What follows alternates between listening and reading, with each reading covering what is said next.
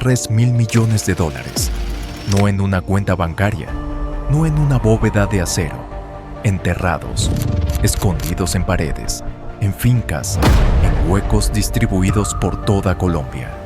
Pablo Escobar murió el 2 de diciembre de 1993. Su dinero nunca apareció. Y eso no es una exageración, no es un mito de entretenimiento. Es el resultado documentado de la investigación de activos más ambiciosa en la historia del crimen organizado latinoamericano. Las autoridades colombianas y la DEA pasaron más de una década buscando sus bienes. Eso no es una metáfora, no es una exageración periodística. Es el resultado oficial de la investigación más cara en la historia del crimen organizado latinoamericano.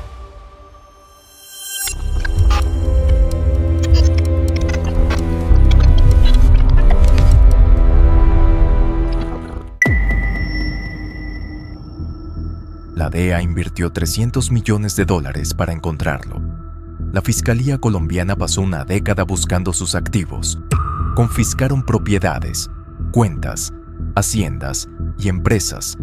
Y al final, los investigadores calcularon que habían recuperado menos del 5% de lo que Escobar tenía. El 95% restante sigue sin aparecer. Hoy vamos a seguir el dinero. Desde el primer billete que Escobar ganó vendiendo cigarrillos robados en Medellín, hasta los miles de millones que desaparecieron en la tierra colombiana y que 30 años después siguen apareciendo en fincas, en paredes demolidas, en costales podridos que ya no tienen valor porque los billetes de los años 80 ya no son moneda de curso legal. Esta es la historia financiera más extraordinaria del crimen organizado del siglo XX. Y también es la historia de un hombre que acumuló tanto dinero que se le fue de las manos. ¿Cómo se construye una fortuna desde cero? Para entender el tamaño de lo que Escobar llegó a tener, necesitas entender de dónde venía. Pablo Emilio Escobar Gaviria nació el 1 de diciembre de 1949 en Río Negro, Antioquia. Familia humilde, padre campesino, madre maestra de escuela. Creció en Envigado, un municipio satélite de Medellín, que en aquellos años era una ciudad tranquila de clase obrera. Sus primeros negocios ilegales documentados fueron los típicos de quien quiere dinero rápido sin caminos convencionales. Contrabando, pequeñas estafas, reventa de mercancía robada. A mediados de los años 70, según la prensa colombiana e internacional que cubrió su ascenso, Escobar comenzó su participación en el tráfico de cocaína, al principio con cargamentos pequeños, con capital inicial mínimo, y fue reinvirtiendo, cada operación financiando la siguiente, cada ganancia convertida en capacidad para el siguiente envío. Para 1982, con 32 años, ya era suficientemente visible como para ser elegido suplente al Congreso de Colombia. Un episodio documentado por la prensa colombiana de la época. Fue expulsado meses después al revelarse sus antecedentes penales. Ese momento importa, porque en 1982 Escobar todavía operaba en cierta luz pública. Después de su expulsión del Congreso, pasó definitivamente a la clandestinidad, y con él, su dinero. Para 1989, Forbes lo incluyó en su lista de multimillonarios, con una estimación patrimonial de aproximadamente $3.000 millones. Es importante aclarar cómo funciona esa cifra. Forbes no auditó las cuentas de Escobar. Nadie podía hacerlo. Lo que Forbes hacía era estimar activos visibles, hacer inferencias sobre ingresos conocidos y construir un número aproximado. Ese número tenía un margen de error desconocido, pero era la mejor aproximación disponible y decía $3.000 millones en menos de 15 años, partiendo de nada verificable. El problema que ningún banco puede resolver. Imagina que tienes $100 millones en efectivo, no en una cuenta, en billetes físicos, reales, apilados. Esos billetes llenarían una habitación de tamaño mediano de piso a techo. Ahora imagina que tienes ese problema cada semana. Esa era, según estimaciones de la DEA y estudios académicos sobre el cartel, la realidad operativa del cartel de Medellín en el pico de sus operaciones, entre mediados de los 80 y principios de los 90. Una organización que, según esas mismas estimaciones, controlaba una porción mayoritaria de la cocaína que entraba a Estados Unidos, con márgenes entre el precio de producción en Colombia y el precio de venta en Miami, que los analistas calculaban en varios cientos de puntos porcentuales. Los pagos llegaban todos en efectivo. Dólares físicos que cruzaban la frontera en maletas, en compartimientos ocultos, en contenedores de carga. Dólares que llegaban a Colombia en volúmenes que los propios investigadores describieron como literalmente toneladas de papel moneda. Un detalle que apareció en testimonios judiciales posteriores a la caída del cartel resume la escala mejor que cualquier cifra. Se calculaba que el cartel gastaba más de $2,000 al mes, solamente en ligas de caucho para amarrar fajos de billetes. Solo en elásticos, no en producción, no en transporte, no en sobornos, en los elásticos para amarrar los fajos. Ese detalle dice más sobre la escala que cualquier número de ceros. Y había otro problema igual de revelador. Roberto Escobar, hermano de Pablo, y quien se describió a sí mismo como contador de la organización, en su libro publicado en 2009, afirmó que entre el 8 y el 10% del efectivo se perdía cada año sin que nadie lo robara. Es importante marcar este dato como lo que es: el testimonio de un miembro de la familia con interés en la narrativa, no verificado de forma independiente, pero es consistente con lo que los investigadores y la literatura académica sobre economías ilícitas describen como el costo estructural del ocultamiento. Ratas que comían billetes enterrados, humedad que destruía fajos en bodegas sin climatización, hongos que pegaban los billetes hasta volverlos irreconocibles, caletas que nadie podía recuperar porque la persona que sabía dónde estaban había muerto o estaba presa. Dinero que se perdía no por robo ni confiscación, sino simplemente por deterioro físico del papel. Y si aceptamos ese porcentaje como hipótesis de trabajo, sobre una base de varios cientos de millones de dólares en efectivo físico, las pérdidas anuales por deterioro habrían sido considerables, no verificables con precisión, pero estructuralmente inevitables. Ese era el costo de operar, el precio de no poder usar el sistema bancario, el sistema de escondites. Para manejar ese volumen de efectivo sin acceso a la banca formal, el cartel desarrolló lo que los investigadores llamaron un sistema de caletas, escondites distribuidos por el territorio colombiano, donde se almacenaba el efectivo en rotación. No voy a describir la ingeniería de esos escondites, porque no es el propósito de este video. Lo que sí importa entender es la lógica del sistema. Era descentralizado por diseño. Ninguna persona conocía la ubicación de todas las caletas. El sistema no existía en ningún documento ni registro. Existía en la memoria de las personas asignadas a cada punto. Cada operador conocía solo lo que estaba bajo su responsabilidad directa. Era la misma lógica de compartimentación que usan los servicios de inteligencia para proteger información sensible, aplicada al problema de esconder miles de millones de dólares. Testimonios judiciales posteriores a la caída del cartel, incluyendo el de al menos un colaborador que las autoridades colombianas y estadounidenses citaron en sus investigaciones, describieron la existencia de decenas de estas ubicaciones activas simultáneamente en distintos puntos del país durante el periodo de mayor operación del cartel. El valor total almacenado en ese sistema en cualquier momento dado no se puede cuantificar con certeza. Eso es precisamente el problema. Eso es precisamente el misterio. La arquitectura completa de la riqueza. El efectivo en caletas era solo una capa de lo que Escobar acumuló.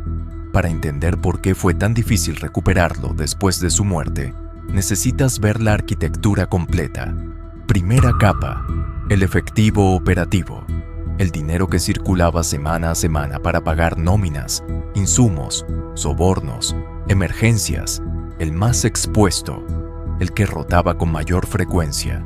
Segunda capa, el efectivo de reserva. El que no se tocaba salvo en crisis mayores, el que se enterraba más profundo. en ubicaciones que conocían menos personas. Tercera capa: los activos físicos, propiedades, haciendas, ganado, vehículos, edificios, todo comprado con efectivo a través de personas que en papel no tenían relación visible con el cartel. El periodista e investigador Jorge Enrique Botero, que documentó la economía del cartel durante años, estimó que Escobar llegó a tener registradas, a nombre propio o de sus intermediarios, más de 5.000 propiedades en Colombia. La Hacienda Nápoles, la más famosa, era el símbolo visible. No era el activo más valioso del portafolio. Era simplemente el más llamativo. Cuarta capa: el dinero ya lavado, el que había completado el ciclo de transformación, entrado al sistema financiero formal y ya no podía ser rastreado directamente hasta su origen ilegal. Esta es la capa que los investigadores nunca pudieron cuantificar con precisión. Por definición, el dinero lavado exitosamente no deja rastro hasta su origen. ¿Cuánto estaba en esa cuarta capa cuando Escobar murió? Los investigadores que trabajaron el caso en los años posteriores estimaron que entre el 30 y el 50% del total ya había completado ese ciclo antes de diciembre de 1993.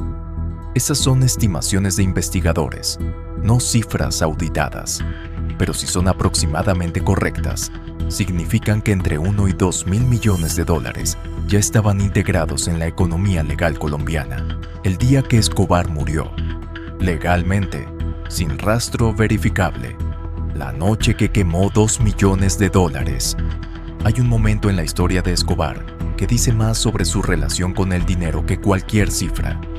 Era diciembre de 1993. Llevaba casi año y medio huyendo desde que escapó de la catedral en julio de 1992. Estaba en una casa de seguridad en la cordillera, rodeado de un círculo que se reducía semana a semana, mientras el bloque de búsqueda y los Pepes cerraban el cerco. Con él estaban su esposa y su hijo Juan Pablo, que tenía 16 años y que años después cambiaría su nombre a Sebastián Marroquín. Hacía frío, no tenían calefacción convencional. Escobar quemó dinero para calentar a su familia durante la noche. Según el testimonio público de Sebastián Marroquín, dado en múltiples entrevistas y en el documental Pecados de mi padre, la cantidad fue de aproximadamente 2 millones de dólares en billetes, y lo que más impacta de su relato no es la cifra, es lo que su padre le explicó mientras los billetes ardían, que ese era dinero que sobraba, que había tanto, en tantos lugares, que quemar 2 millones no representaba ningún problema práctico. Esto hay que tomarlo como lo que es, el testimonio de un hijo sobre lo que su padre le dijo en una situación de crisis. No es un documento contable, pero es consistente con lo que los investigadores encontraron después, que incluso en sus últimos meses, con el Estado colombiano y la DEA persiguiéndolo, con todos los recursos disponibles, Escobar mantenía acceso a más dinero del que podía movilizar. Eso no es bravuconería, es la consecuencia lógica de un sistema tan descentralizado que ni el propio centro del sistema podía controlarlo completamente. Lo que las autoridades encontraron. El 2 de diciembre de 1993, Escobar fue localizado y abatido en Medellín. Al día siguiente, las autoridades colombianas, con apoyo de la DEA, iniciaron la operación de recuperación de activos. Tenían colaboradores que conocían partes del sistema. Tenían años de registros de inteligencia. Tenían acceso a documentos confiscados en operativos previos. Tenían tiempo, por primera vez. El objetivo estaba muerto. Podían ser sistemáticos. Los resultados consolidados de más de una década de investigaciones fueron los siguientes, según los reportes parcialmente disponibles de la Fiscalía colombiana y de agencias estadounidenses. Propiedades confiscadas, más de 800, incluyendo la Hacienda Nápoles.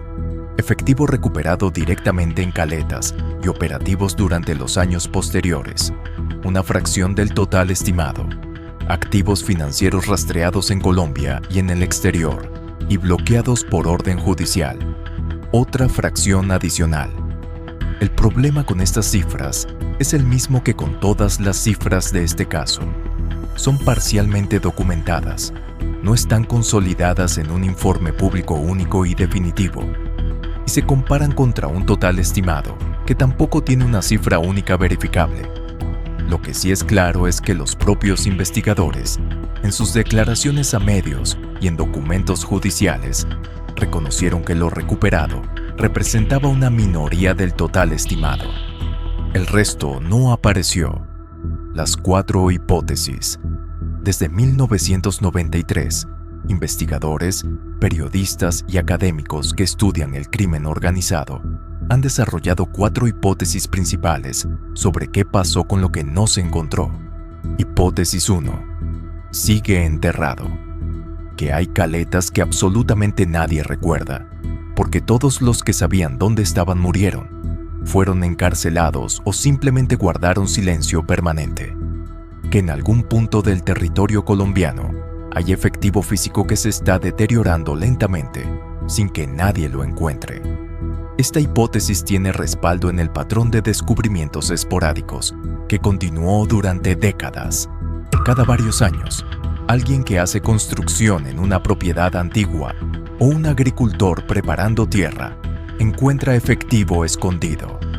El patrón es real. El problema que veremos en un momento es lo que ocurre con ese efectivo cuando aparece. Hipótesis 2. Fue transferido al exterior, que durante los 18 meses que Escobar pasó huyendo, ordenó a sus intermediarios financieros mover partes de la fortuna a través de la red internacional de lavado que el cartel había construido durante años.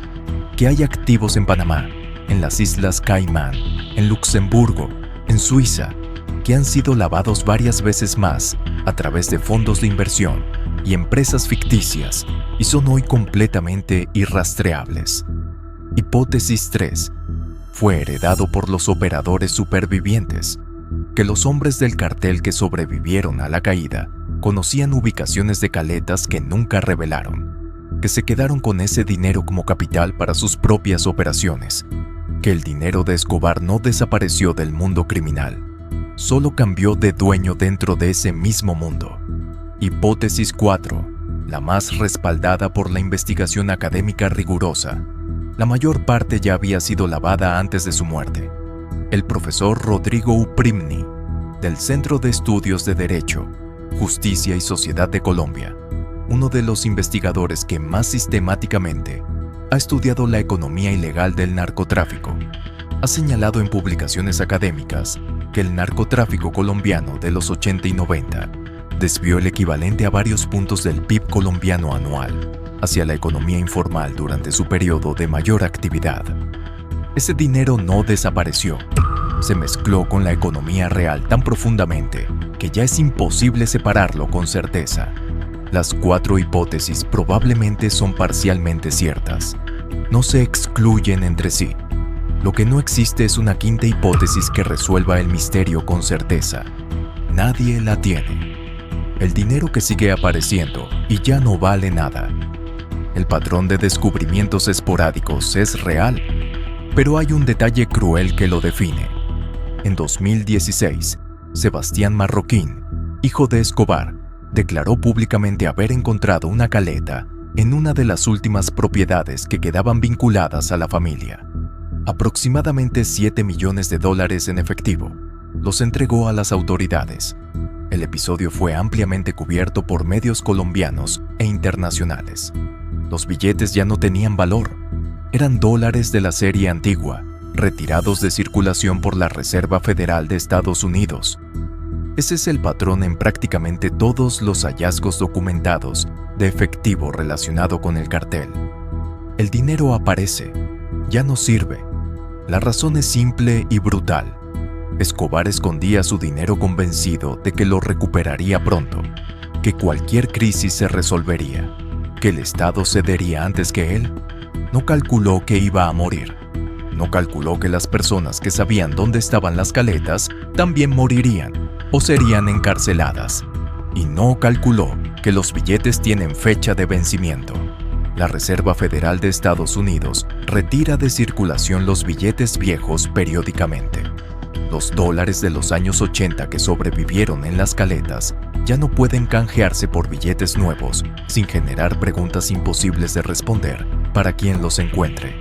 El dinero de Escobar no desapareció del territorio colombiano, desapareció del mundo económico real. Antes de cerrar, hay algo que este video tiene la obligación de decir con claridad. Las cifras de este caso varían enormemente según la fuente. Forbes estimó el patrimonio de Escobar en aproximadamente $3.000 millones en 1989. Esa cifra bajó a aproximadamente $1.000 millones en 1993, según la misma revista. Ninguna de esas cifras fue auditada. Son estimaciones periodísticas con un margen de error desconocido. En la cultura popular circula a veces el número de $30.000 millones. Ese número no tiene una fuente primaria verificable consistente. Lo más probable es que confunda los ingresos acumulados del cartel a lo largo de muchos años con el patrimonio de Escobar en un momento dado. Ingresos no son patrimonio, y los ingresos de una organización criminal se gastan, se pierden, se pagan en sobornos, se deterioran y se confiscan antes de convertirse en riqueza neta. El número verificable es el de Forbes, alrededor de $3.000 millones en el pico. Con todo lo que esa estimación implica, una metodología imperfecta aplicada a una fortuna que por definición nadie podía auditar. Lo que sí es verificable es que lo recuperado fue una fracción de ese total y que 30 años de investigaciones no han podido cerrar la brecha. Ese es el misterio real, no el número exacto, la brecha irresuelta entre lo que existía y lo que se encontró. ¿Dónde está el dinero de Escobar? La respuesta honesta, después de 30 años, es que nadie lo sabe con certeza. Parte sigue probablemente en la tierra colombiana, en caletas que nadie recuerda, bajo fincas que cambiaron de dueño sin que los nuevos propietarios supieran lo que tenían debajo de sus pies. Pero esos billetes ya no tienen valor monetario. Parte fue lavado antes de su muerte y está en la economía legal, irreconocible, mezclado con inversiones que generan rendimientos para personas que quizás ni saben de dónde viene el capital original de lo que heredaron. Parte fue heredado por los carteles que vinieron después, los carteles mexicanos que tomaron las rutas que Escobar construyó, las organizaciones colombianas que se fragmentaron del cartel original. Todos usaron la misma infraestructura y una parte, posiblemente la más grande en términos de volumen físico, fue destruida por el tiempo, la humedad y el deterioro antes de que alguien pudiera encontrarla. Billetes que alguna vez valían millones, convertidos en pasta inidentificable en el fondo de un hueco en algún municipio de Antioquia. Pablo Escobar construyó en tiempo récord la fortuna más grande en la historia del crimen organizado latinoamericano. Y esa misma fortuna era tan grande, tan descentralizada, tan fragmentada por diseño para resistir la confiscación, que se convirtió en algo que ni él mismo podía controlar completamente. El mayor problema de tener miles de millones de dólares en efectivo enterrado no es cómo gastarlo, es que el efectivo se pudre, y las personas que saben dónde está el efectivo también. Escobar perdió en ambos frentes. El dinero lo sobrevivió en el peor sentido posible. Sigue en algún lugar, ya no vale nada, y nadie sabe exactamente dónde.